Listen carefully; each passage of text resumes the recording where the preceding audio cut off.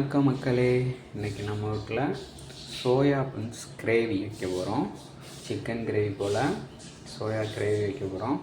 Soya gravy readymade chapati. வாங்க மக்களே, எப்படி செய்கிறதுன்னு பார்ப்போம். வாங்க சாப்பிடலாம்.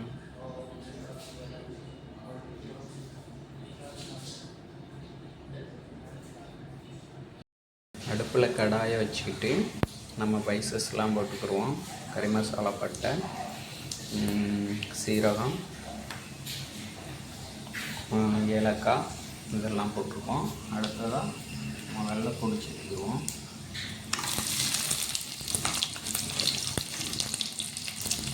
அதுக்கடுத்து கருவேப்பிலை,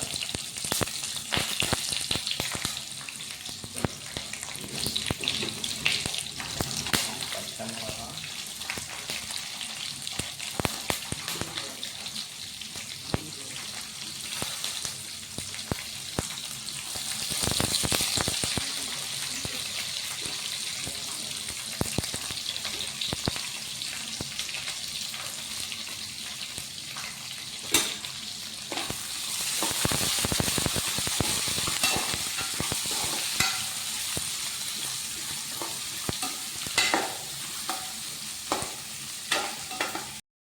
வெங்காயம் நல்லா வதங்கின உடனே தக்காளியை போட்டு வதக்கிடுவோம்.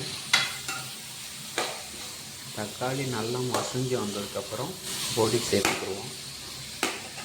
இப்போது தக்காளி நல்லா வதங்கிடுச்சு. மிளகாத்தூள், கரம் மசாலா, மல்லித்தூள் போட்டு நல்லா வதக்கிட்டு சோயாவை சேர்த்துக்கிடுவோம்.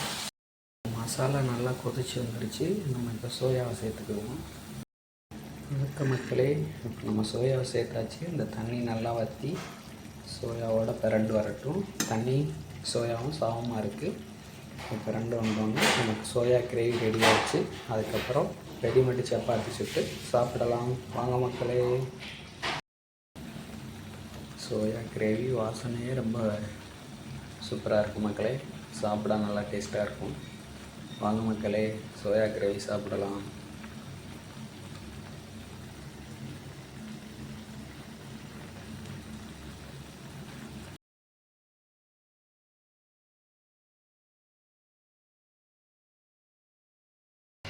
வணக்கம் மக்களே, சப்பாத்தி சோயா கிரேவி. வாங்க மக்களே, சாப்பிடலாம்.